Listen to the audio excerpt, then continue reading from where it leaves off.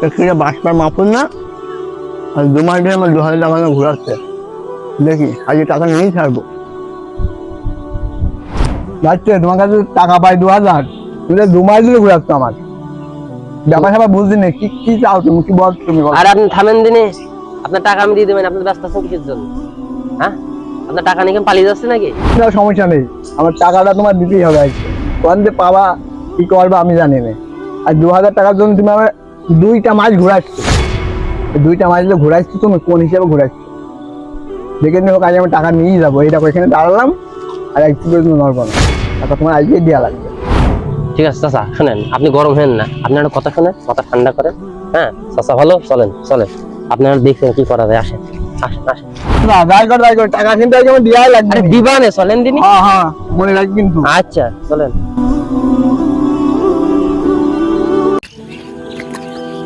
আসসালামু ভাইয়া। ওয়ালাইকুম আসসালাম। ঠিক আছে ভাই, ওই জায়গায় তো আপনার ছোট ভাই অ্যাক্সিডেন্ট করেছে। কি? কোন জায়গায়? ওই যে মোড়ে। বলো তো দেখি কি হয়েছে। চলেন সাথে।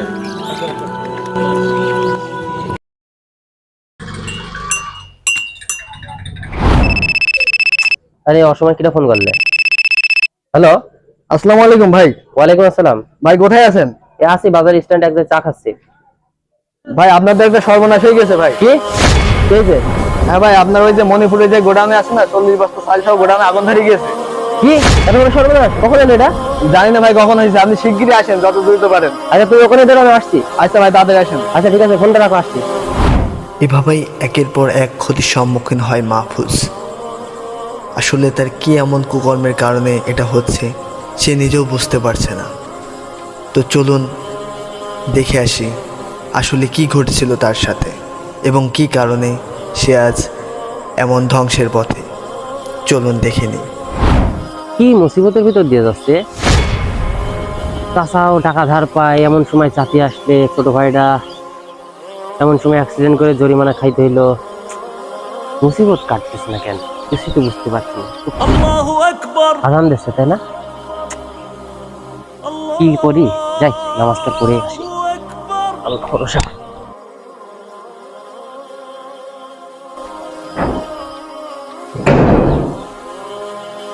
হুজুর আসসালামু আলাইকুম। হুজুর, কিছুদিন যাবত আমি খুব বিপদ আপদের ভিতর দিয়ে যাচ্ছি। এখন আমার সাথে এগুলো কি ঘটে যাচ্ছে আমি কিছু বুঝতে পারছি না। যদি একটা কারণ আপনি আমাকে বলতেন যে কি কারণে আমার সাথে এগুলো হচ্ছে। আল্লাহ পাক কি আমার উপরে নারাজ? আপনি কি নামাজ কালাম পড়েন? জি হুজুর, আমি তো 5 ওয়াক্ত নামাজ কালাম পড়ি, আমি আল্লাহ পাকের ইবাদত করি। আপনি যেহেতু আল্লাহ তাআলা ইবাদত করেন, নামাজ কালাম পড়েন, তাহলে যে আপনার আল্লাহ তাআলা আপনার উপরে খুশি ছিলেন, কিছু একটা কাজের কারণে আল্লাহ তাআলা আপনার প্রতি নারাজ হয়েছেন, এর জন্য আপনারা তো বিপদগ্রস্ত হতে হচ্ছে। আপনি একটু ভেবে দেখেন, আপনি কি খারাপ কাজ করেছেন, ওই কাজের কারণে আল্লাহ তাআলা আপনার প্রতি নারাজ হয়েছে। আপনি একটু ভেবে দেখেন, তাহলে আপনি বুঝতে পারবেন, আপনার বিপদটা কাটতে পারবেন। হুজুর ঠিক আছে, তাহলে আমি বিষয়টা ভেবে দেখছি। তাহলে থাকেন, আমি আচ্ছা, আসি। ভালোভাবে ভেবে দেখেন। জি, ঠিক আছে হুজুর। হুজুর দাঁড়ান। আসসালামু আলাইকুম। ওয়ালাইকুম আসসালাম। ভাই হুজুর, বলেন। আমার মনে হয় এই ক্ষতির সম্মুখীন আমি কেন হচ্ছে আমার মনে পড়েছে। হুজুর, মাসখানিক আগে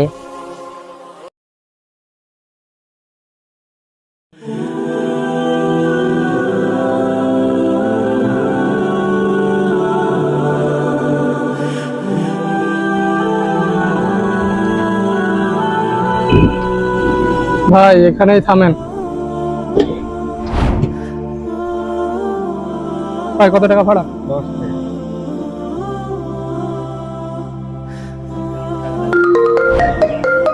ফোন দিলে কি দাদা? হ্যালো, হ্যাঁ আচ্ছা দাঁড়া আমি আসছি।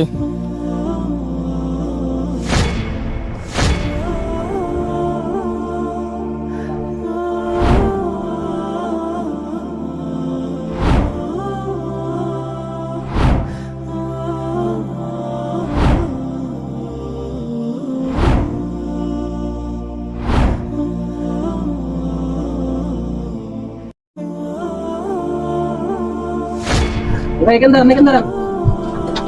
কি হলো ভাই? আমার এখানে লাভে দেন। বললেন সামনে যাবে না? দেখেন তুমি সামনে যাবে। ভাই তা আগে তো বলে গেলেন। আরে মিয়া, আপনি জানতেনি কামটা ঠিক হয় না ভাই, ভাড়াটা বেশি টাকা ছিল।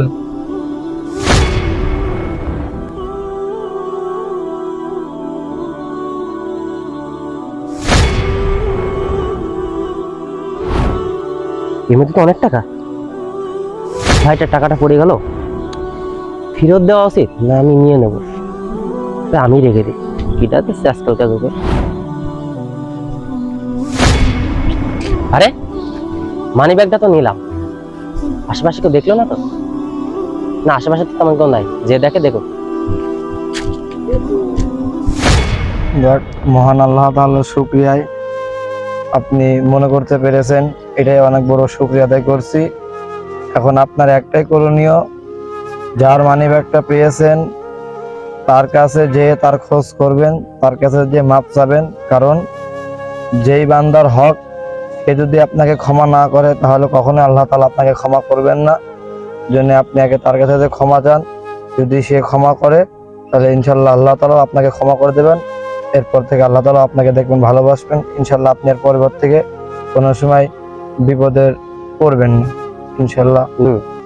আজকে ভিডিও থেকে আমরা যেগুলো জানতে পারলাম এবং বুঝতে পারলাম, অন্য কারোর অর্থ সম্পদ ভোগ বিলাসী আত্মসাৎ করা কখনোই উচিত কাজ নয় এবং এটা আল্লাহ পাকের খুবই অপছন্দনীয় একটি কাজ, যেটা থেকে আমাদের বিরত থাকা উচিত।